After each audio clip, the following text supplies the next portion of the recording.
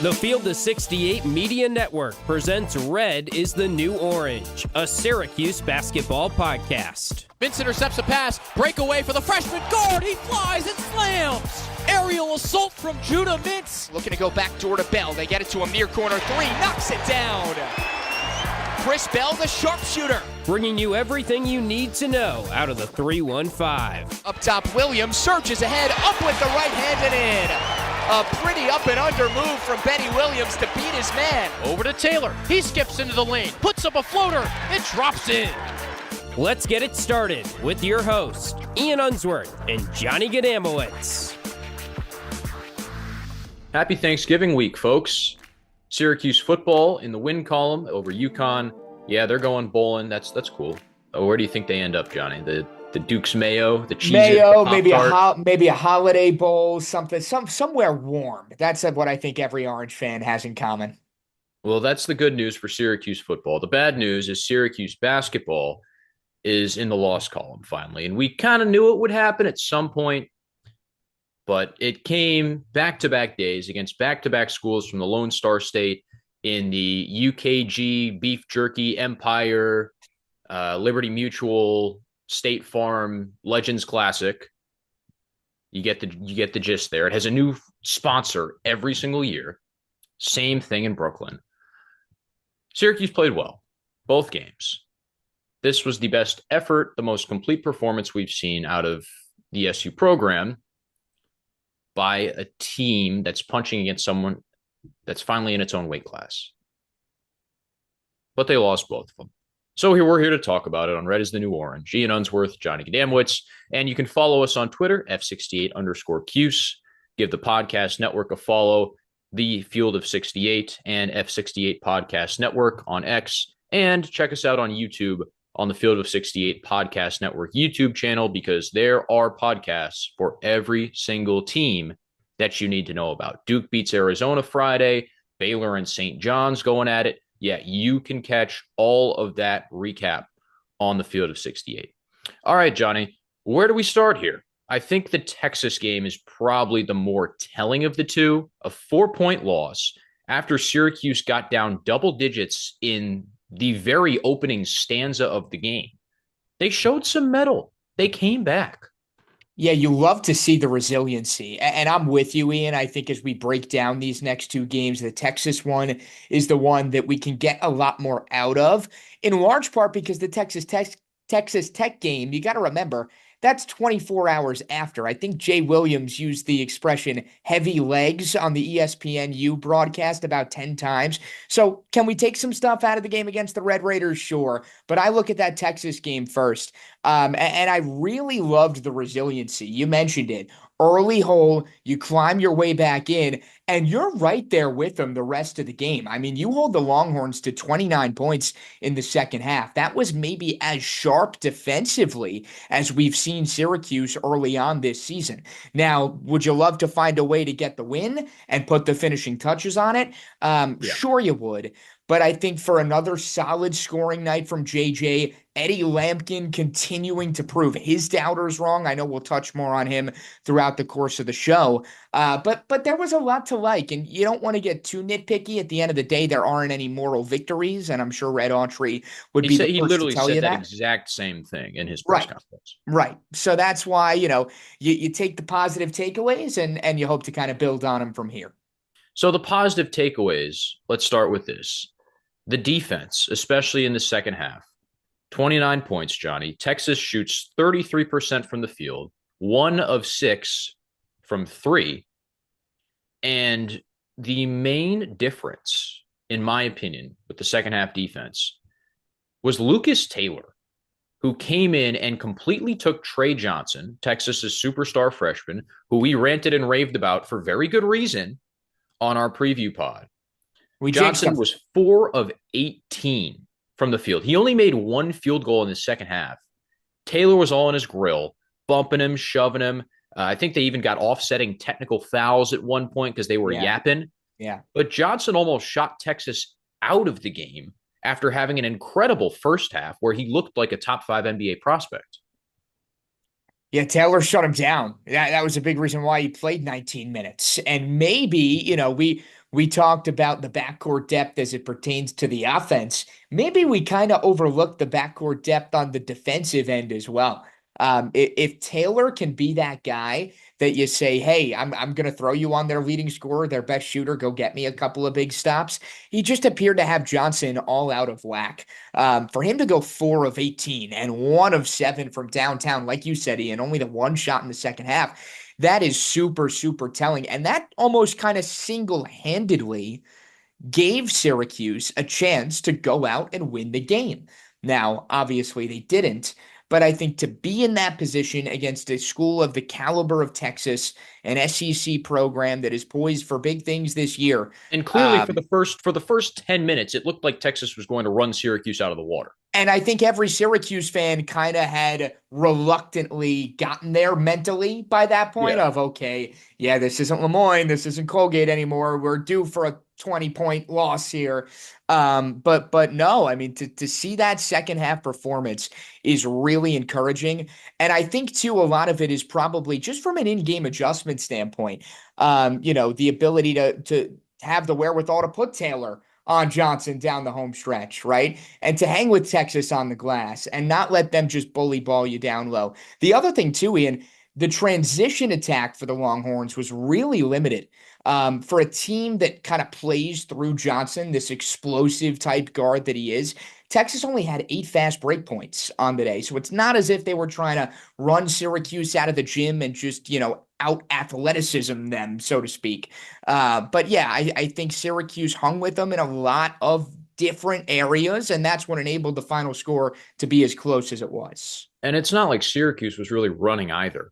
This was not your run and gun style of game. But the Orange had real success in the second half going to Eddie Lampkin and letting him work. I mean, you and I both know that Caden Shredrick is good, but he's good because he's big. It's not like he is extremely talented. And I don't think Texas had any big off the bench that was really capable of shutting Lampkin down.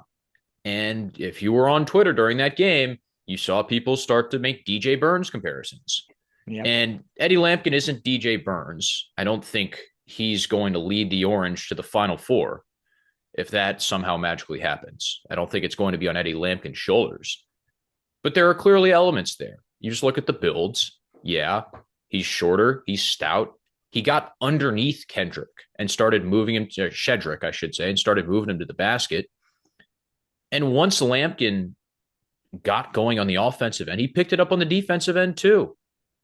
That's how it works for most basketball players. You're successful on one end, and it doesn't matter how many possessions you have to play in a row. It doesn't matter how tired you are. You're going to keep going because you're feeding off that mojo. And it gave the rest of the team a real boost when in the first half, the ball didn't go inside. There were a lot of threes jacked up that had no business being taken. Lampkin settled everything down in the second half and took control of the game. He did, and it was really kind of needed because we don't have to have this conversation today, Ian, but Donnie Freeman really did not have his fingerprints all over either game. He only played 15 minutes against the Longhorns, and then he had a poor 5 points against Tech, 1 of 7 from the field. He had a very bad shooting night. So this was, if Lampkin doesn't have the games that he has, maybe these are much more lopsided affairs. The Lampkin thing, I think, is interesting because I think so far this season, he has probably exceeded every Syracuse's fans' expectations. I know he certainly exceeded. Yeah, except for when you watch him get lost on a pick and roll every now and then. But that was better against both Texas and Texas Tech. It seems like they're taking strides. And it's not just Red Autry giving you lip service in the postgame pressers. Like, it is visible that Lampkin looks a bit more apt on the defensive end to figure out what's going on around him and stick with someone or step out on a screen or switch when it has to happen. And I'm sure that's something that they are going pedal to the metal with in practice as well, because it was clear how weak that area was defensively through the first couple of games. And Texas Tech still got off them with ball screens, right? But it wasn't as multiple and as constant as we've seen it in the past. Correct. Exactly. But I want to focus more on Lampkin's offensive abilities too. I think, this has been probably the best is not the right word. But if you think of Syracuse teams of the past couple of years, certainly at least during our time there, Ian, find me a big man who has had the offensive skill set and the offensive fingerprints on Syracuse basketball as much as Eddie Lampkin has so far this year. You can't name a really good Syracuse big man unless you go back to the Rakeem Christmas days. Right. And Christmas was playing around dudes that I think everyone will agree were much more talented than the entire makeup of this team. And that is exactly my point. You think of the premier college big men over the past couple of years, right? The Baycotts, the Edys, and obviously the Syracuse team is not on that caliber of a squad. But like those outstanding big men always had outstanding supporting casts around them. And I think for Lampkin to be able to tap in to his offensive game without opposing defenses having to really worry about 3 or 4 other guys that can beat you, he's demanding the attention. They're giving him the attention, and he's still putting up the great performances that he is. So hopefully this is the start to what is a theme of the entire season, and you get more of that supporting cast around him. But I think it's harder to be better than he has been offensively through, what is it now, the first 5 games. He's been really good. And defensively, if he keeps taking steps forward, things will look much more cohesive in a couple weeks. Now, Johnny, the downsides of these games, both games, are guys not making shots. And that, again, we've touted it's basketball, they're bound to go in over the first 3 games, and you let guys slide when the team wins. But 11 for 42 over 2 days from 3, that's just not going to cut it. It's not going to cut it, especially when your big man is your best player and you've got to orchestrate the offense through him and he's kicking the ball out. It's not going to work. You need to have guys on the floor that can make shots. And the same goes for the free throws. We don't need to yap about the free throws. Yeah, it's frustrating. I think the players are more frustrated than anyone else is that they're not making the free throws. But it all comes down to confidence. Making an open shot is, for these guys, so much more about believing they can make the open shot than actually the form, the mechanics, the this and the that. These dudes shoot 500 shots a day. It's just about having the belief. And when you play 3 tight games against 3 teams that you should have no business being in close games with, belief starts to waver. I think that's more the root cause than anything about, Chris Bell's elbow's out. Or, Jay Williams kept on going on about J.J. Starling's hitching his free throw. Then most of them still went in. Right. But it's just a belief thing. Yeah, and I think a lot of it too is from almost a subconscious level, if that makes sense, where look, these guys know their identity is not a 3-point shooting team. So maybe, you have the open look, you're a little more willing to give it up because you don't want to get reamed for taking a shot that maybe wasn't the best shot. You'd rather swing around a pass to find a better shot. And I can get that to a certain extent. But Ian, you don't have to be an analytics guru to understand that 3 is worth more than 2.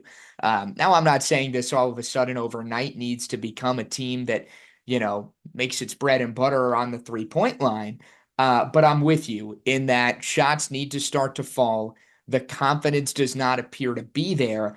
I hope that confidence not being there does not stem from a nervousness or a timidness of trying to be something you're not, right? Just because you're not a 3-point shooting team doesn't mean you can't still have success from downtown. And I think, unfortunately, maybe it's that mindset that is creeping in a little bit here.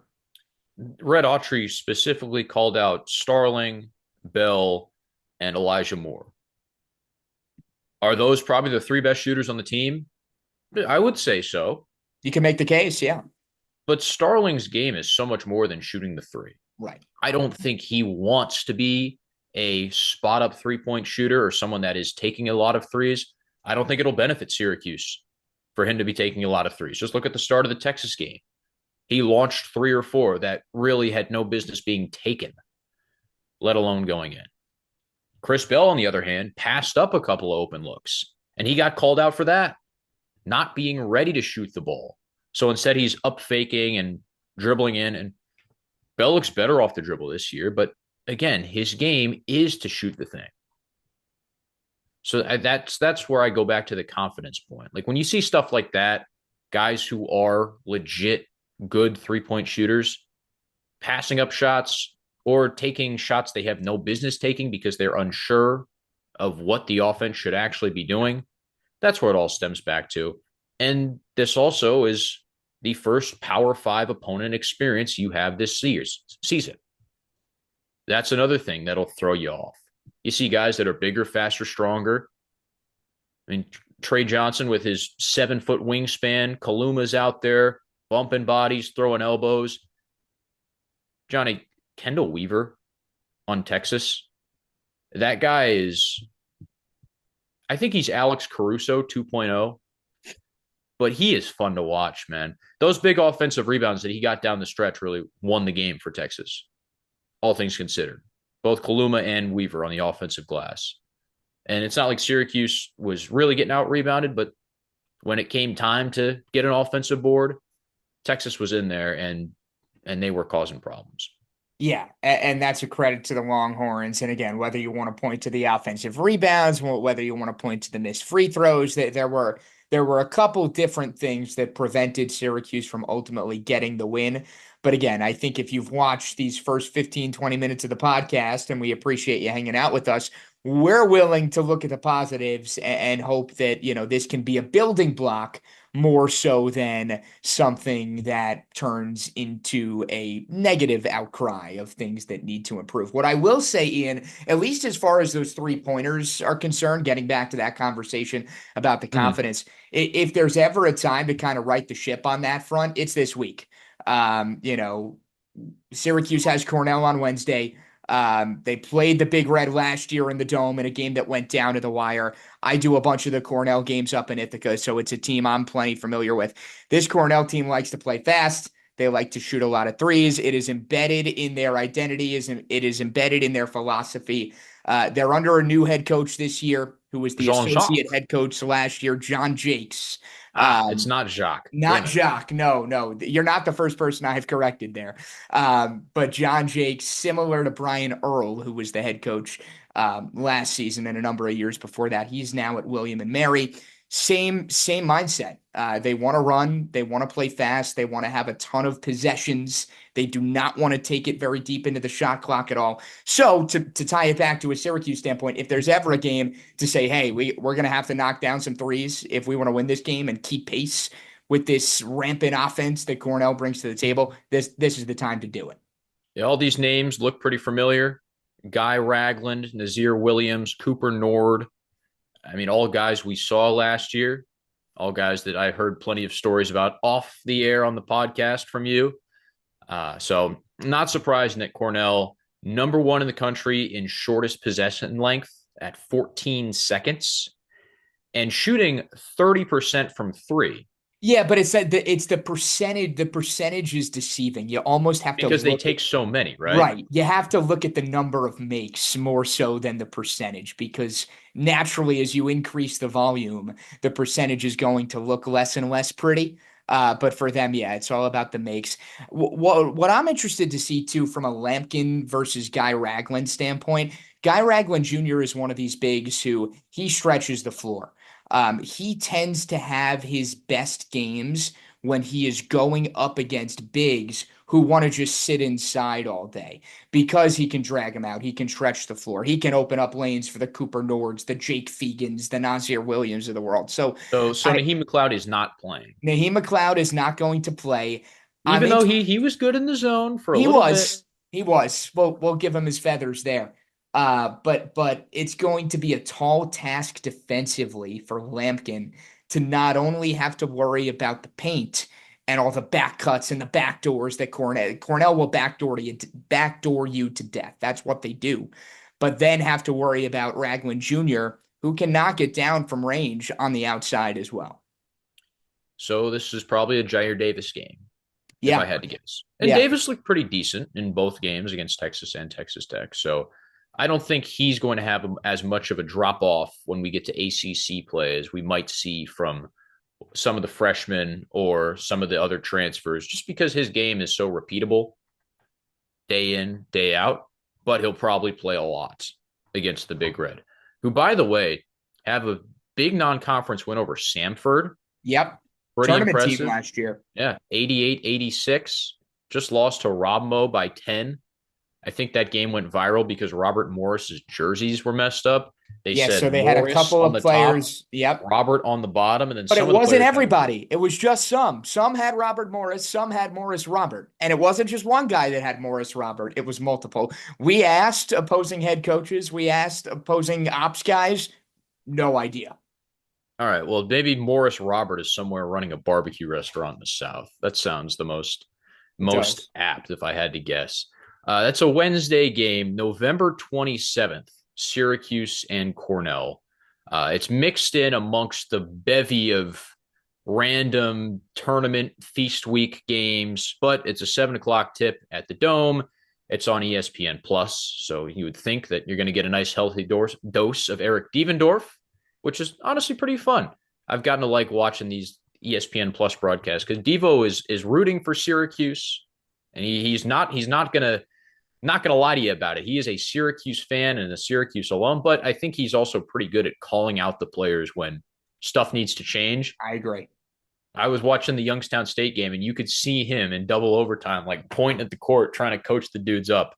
Speaking of which, Carmelo Anthony and Kyan Anthony courtside at the Barclays Center, coaching from the other side. That was awesome. Of the seats. That was was awesome. pretty cool.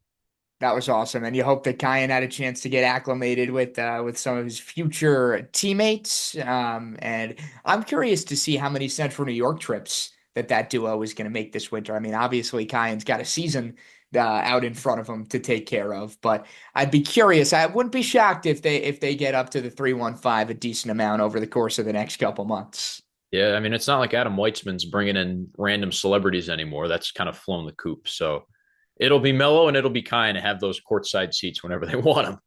So that'll wrap things up here with Johnny, Ian signing off before Wednesday's action against Cornell, a 7 o'clock tip. And we will be back probably on Black Friday, all things considered, because Tennessee is around the corner. The Vols look mighty good. Mighty, mighty good.